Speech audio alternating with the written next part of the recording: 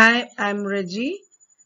We have already learned two parts of Nelson Mandela for class 10, chapter 2 in the English subject. Now, today we are going to have the explanation for the page number 21 to 23. In the previous classes, you have come to know that in the first part, how the author was invited everybody for the inauguration day, and the inauguration place was described, and the oath ceremony also described in a brief manner, and the author speech, as well as how the jets and helicopters were displayed by the military force, and how they have made two national anthem sung in front of every people, and the author having the thoughts of his old past history and how he regretted for that, and he also remembered the freedom fighters, and later we come to know that he gave a definition for courage and brave man, and last we discuss about man's natural goodness. These are the things we have come across in the first and second part of Nelson Mandela. And today we are going to deal with the Nelson Mandela's third part, that is page number 21 to 23. In this paragraph, twin obligations were described in briefly. In every man's life, there are two duties, two responsibilities, was described by the author. One is the duty towards the family, and other is the duty towards the country. Duty towards the family here represents to his family means here represents the parents, the wife, and children, and duty towards the country, that is the obligation, represents to the people, to the community, and to his country. That means, being a civil and human society, each man has to fulfill those obligations according to their behavior as a human being, as according to their ability they have to fulfill the duty. But in a country like South Africa, it was not possible of a black man by birth not able to fulfill those obligations, because if you attempt any um, work towards your nation, then that person was punished and he was isolated in the prison. He was forced to live in a prison, and he has to ripped away from his family, and he not able to do the obligation for his family, and whole life he has to spend in the prison forcefully. And so that being a son or a brother or a father or a husband, we are not able to fulfill the work as a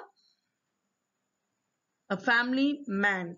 So he was not allowed to do his duty to his family as a colored man, is described in this twin obligation paragraph. Next two paragraph, he described about the freedom, and what is meant by freedom was described by the author. That means the author was born free. He was not born with a hunger to be free. He was free as long as he obeyed his father and obeyed the customs of his tribe. But soon he realized that his freedom was an illusion. Illusion means imaginary. He began to hunger for freedom when it was taken away from him. As a student, he wanted freedom to read and go out. As a young man in Johannesburg, he wanted freedom to be as per his potential. He also wanted the freedom of livelihood of his own and of family. So, here transitory represents a not permanent, and earned here represents a desire or have an affection for, and earning here means the daily wage or the salary that you get for your labor, and obstructed here represents hindered. So these are the meanings having in this paragraph, two paragraph, which defines what is meant by freedom by the author. In these passages, the author tried to describe about the desire for freedom, and that desire made him bold. The desire and the people in South Africa made him bold. He slowly realizes that the freedom only if he get is not possible. He need the freedom for his brothers and sisters, those who are under the rule of whites. So he just want to reduce the uh, curtail the problem and wants the freedom from the ruling member. So he joined African National Congress, and after joining the African National Congress, he got that the hunger for freedom become great, for the freedom of his people.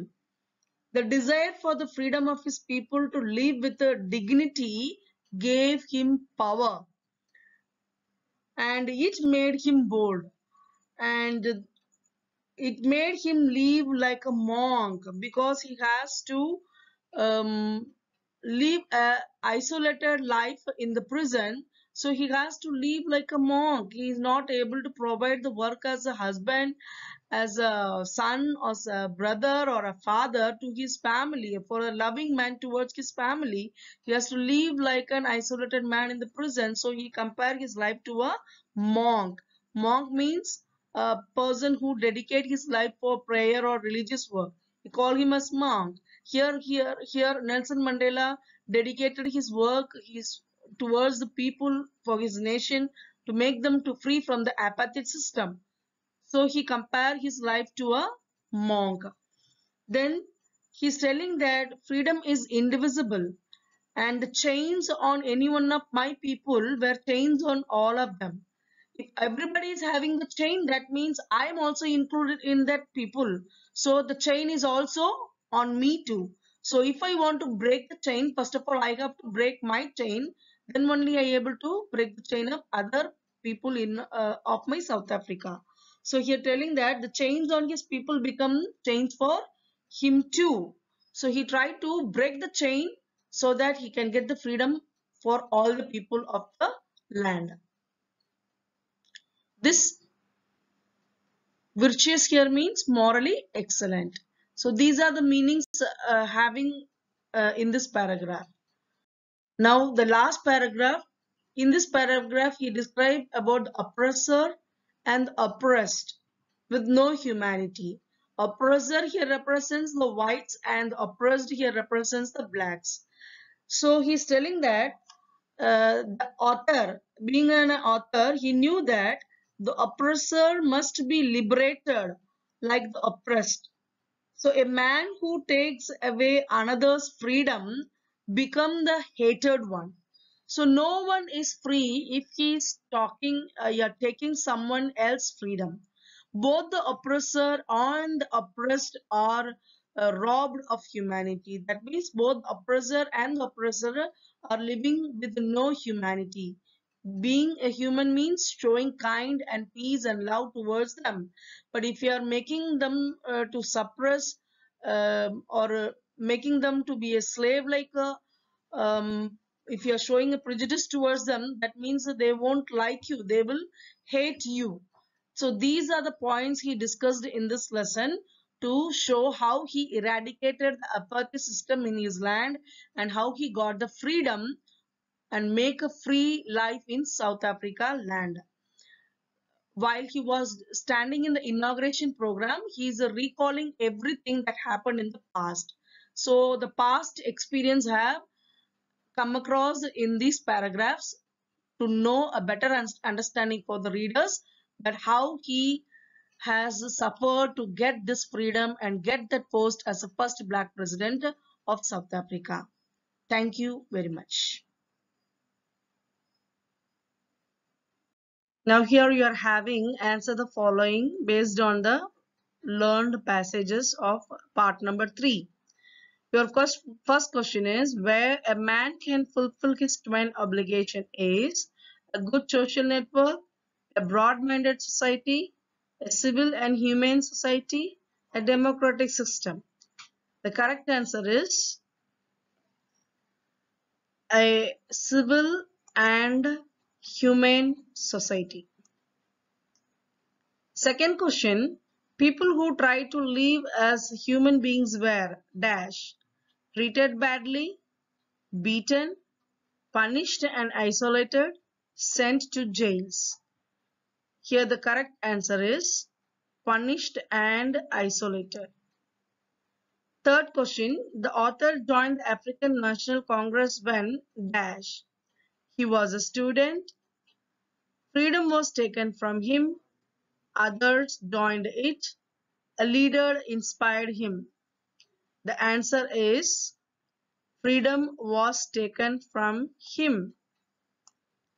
Fourth question, the kind of freedom the author wanted for his people was to live honorably, to work as one liked, to earn livelihood with self-respect, to live life with dignity and respect. The correct answer is to live life with dignity and self-respect. Fifth question, the word transformed means grouped together, intermixed, covered, or changed. Your answer is changed. Sixth question, what twin obligations does Mandela mention? For this question, your answers